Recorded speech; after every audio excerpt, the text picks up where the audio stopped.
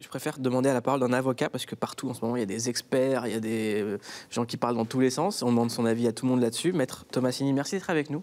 Bonjour. C'est vous qui avez défendu Jacqueline Sauvage et vous êtes spécialiste de la question. Vous êtes spécialisé dans l'aide aux victimes de violences conjugales et intrafamiliales et l'aide aux victimes de violences dans le monde du travail. Et j'aimerais qu'on parle de manière très très simple. On a 5 questions à vous poser, 5 questions très claires pour qu'on on dise pas tous n'importe quoi, parce que c'est un problème juridique, donc c'est bien de demander à un avocat. Donc, question basique, simple, comme dirait Orelsan. Est-ce que dire à une femme « je vous trouve jolie dans la rue », c'est du harcèlement? Pas du tout. Alors, je vais vous prendre un exemple très clair, très bête. Si vous lui dites « vous êtes jolie, vous avez un charmant sourire, est-ce que vous me permettez de vous inviter à prendre un café ?» Est-ce que ton père a volé toutes les étoiles pour les mettre dans le ciel? Voilà, ce n'est pas du harcèlement. En revanche, si vous dites à une femme « t'es bonne, t'as un beau cul, j'ai envie de faire l'amour avec toi », ça, c'est relou. là, c'est clairement... Non, mais il y a une connotation sexuelle, c'est ça qui est important. Il y a une connotation sexuelle qui porte atteinte à la dignité de la personne. Donc, à partir du moment où on met une connotation sexuelle dans son échange avec quelqu'un qu'on ne connaît pas dans la rue, ça devient du harcèlement. Il faut aussi que ça porte atteinte à la personne, à la dignité de la personne. Camille? Oui, moi j'aimerais savoir s'il est possible pour une femme de porter plainte sans avoir ni preuve ni témoin. En réalité, si vous voulez porter plainte pour du harcèlement sexuel dans le cadre de votre travail, qu'est-ce qu'il faut? Il faut éventuellement des témoignages, les témoignages d'autres salariés. Il faut éventuellement même des enregistrements. Quand ça arrive, en général, on n'a pas la caméra allumée ou le... Non, mais ça peut être des éléments répétitifs. Donc, quand on sait que la personne va reproduire le même comportement... On se prépare à enregistrer. Exactement. Alors, les captures d'écran, ça compte ou pas? Ça peut compter. Il y a les mails, il y a les textos, il y a également les certificats médicaux. Si vous pouvez démontrer que psychologiquement, vous êtes victime d'un post-traumatisme lié à vos conditions de travail, ça va jouer. Qu'est-ce qu'on fait quand personne nous croit, quand on dénonce un harcèlement? Ni la police, ni les supérieurs hiérarchiques, ni les collègues? Si vous voulez, c'est une question qui est globale. C'est la question des violences faites aux femmes.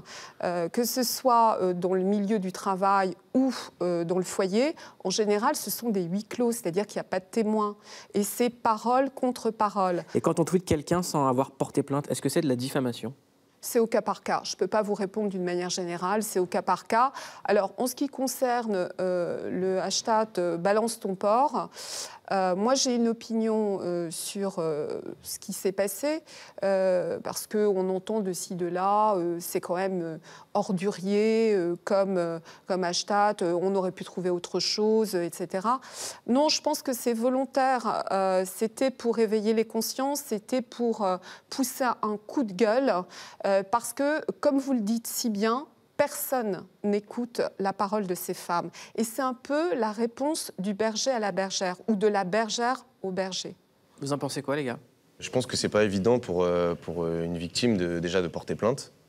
Déjà, en général, on te conseille plutôt de faire une main courante s'il n'y a pas de violence, un truc comme ça. Puis parfois, tu subis même un sexisme dans les commissariats aussi. Et je pense que c'est bien qu'il y ait une défense comme ça qui puisse jeter un peu la honte sur des gens qui se croient tout permis, en fait, parce qu'ils ont le pouvoir. C'est la société tout entière qui donne le pouvoir aux hommes de manquer de respect aux femmes. Et moi, la preuve que ça fasse chier des gens, je trouve que c'est une bonne chose, en fait. Tu dis quelque chose où tu as extrêmement raison, c'est 93% des plaintes pour harcèlement sexuel sont classées sans suite par le parquet. Ah, tu vois? Absolument. Et je voudrais revenir sur l'éducation, qui est une notion extrêmement importante. Effectivement, si on veut faire changer les mentalités dans une société, ça passe par l'éducation. Mais l'éducation, c'est pas simplement l'école, c'est pas simplement les parents, c'est la société tout entière. C'est les émissions de télévision, c'est la musique également. Vous savez que dans le monde du rap, vous êtes bien placé pour le savoir, il y a quand même... Attention, madame. Pardon? Non, il y a quand même un discours qui est assez machiste. Il est encore plus machiste dans la pub quand on veut mettre une femme pour vendre des savons. Ce que je veux dire, c'est qu'on peut tous être acteurs, dans le sens... Et on peut tous être acteurs pour lutter contre les violences faites aux femmes. C'est-à-dire que là, je lance un appel justement aux rappeurs. Et on a été contacté par certains rappeurs, justement, qui commencent maintenant à s'intéresser, à contrario, aux violences faites aux femmes et qui en font des musiques et des chansons. Et moi, je trouve ça très bien. Et si très vite, on sensibilise les jeunes à cette problématique, au respect du petit garçon à la petite fille, de l'adolescent aux jeunes filles, sans pour autant être dévirilisé, ça, c'est vraiment par là qu'on peut gagner. Ken ? Je suis tout à fait d'accord. Mais il y a aussi le problème que la société est, je veux dire, est discriminante envers les femmes. Il y a pas beaucoup de femmes politiques, il n'y a pas beaucoup de femmes à l'Assemblée, il n'y a pas beaucoup de postes importants où les femmes gagnent autant que les hommes. Et c'est peut-être à ce niveau-là qu'il faut aussi commencer à changer, parce que c'est le miroir de la société, en fait, ces hauts postes-là. En même temps, moi, il faut tout faire, mais moi, je suis tout à fait d'accord avec vous. Mais...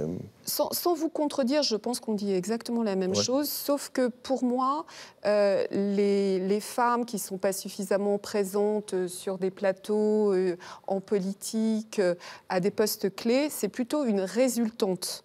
C'est plutôt l'aboutissement du fait qu'en amont, on n'a pas assez travaillé les mentalités, l'éducation et tout ce qui est culturel. Oui. Musique, littérature, cinéma. Et humour, Jérémy. Est-ce que toi, ça pourrait te faire rire? Oui. Parce que toi, tu fais de l'humour noir. Est-ce que toi, tu y trouverais quelque chose à rire de tout ça? Pour désamorcer. J'ai déjà parlé dans mes spectacles, dans mes sketchs, etc. J'ai déjà évoqué le sujet de l'agression, du viol. Donc évidemment, moi je trouve que ce truc du hashtag balance ton porc, moi je trouve que c'est très bien. J'adore les mouvements populaires comme ça où tout d'un coup il y a une espèce de colère et tout le monde fout un peu le bordel. Alors oui, on va me dire. Alors tu sais, de toute façon les arguments c'est pas compliqué. T'en as qui disent oui, mais alors ça va faire de la diffamation. Mais mec, de toute façon la diffamation, si quelqu'un, de toute façon il y a deux cas. Soit t'es un inconnu et dans ce cas-là, qu'elle balance ton nom sur Twitter, tout le monde s'en fout. Donc elle peut aller au commissariat pour porter plainte contre toi. Et si tu es quelqu'un de connu, elle n'a pas besoin de Twitter, elle appelle n'importe quel journal à scandale qui vont de toute façon relayer l'information. Et surtout, je ne vais pas sortir un chiffre, mais la majorité en tout cas des messages que je vois, moi je vois pas de nom. Moi sur mon Facebook privé, j'ai pas vu de nom. Moi je vois que des femmes qui donnent des témoignages et qui se libèrent. Et c'est très bien parce qu'il faut pas sous-estimer l'impact des témoignages. Pourquoi? Parce qu'un témoignage, il peut pas être... Je parle évidemment dans le cas où la personne dit la vérité sur ce qu'elle a vécu.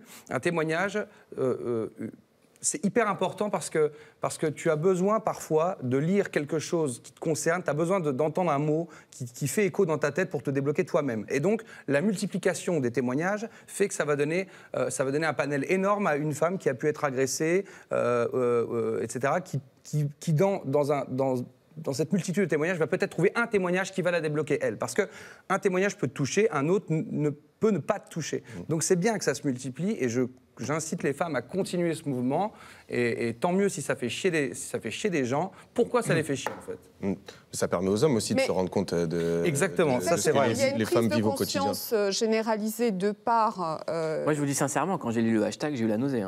Et je me suis dit, mais dans quel monde on est, quoi? Parce qu'on prend conscience. On s'en rend pas compte. Mais si vous voulez, moi qui suis quand même vraiment très avertie de ce qui se passe, puisque je ne reçois que des femmes, mais également des hommes victimes, je reçois des victimes dans mon cabinet, c'est ahurissant. Les rapports hommes-femmes dans cette société dite civilisée posent vraiment question. Et donc, par rapport au mouvement Balance ton porc, évidemment, il ne faut pas qu'on en reste à ce niveau-là. Mais ça a déjà eu des répercussions, puisque la secrétaire d'État en a parlé, ça a alerté tout de même les pouvoirs publics. Et aujourd'hui, je dis à toutes ces femmes qui ont commencé à parler sur la toile, qui ont commencé à parler sur les réseaux sociaux, il ne faut pas s'arrêter là. S'il n'y a pas de prescription, il faut venir, déposer plainte et suivre avec un avocat spécialisé. Merci beaucoup, Maître Tomassini. C'était le mot de la fin.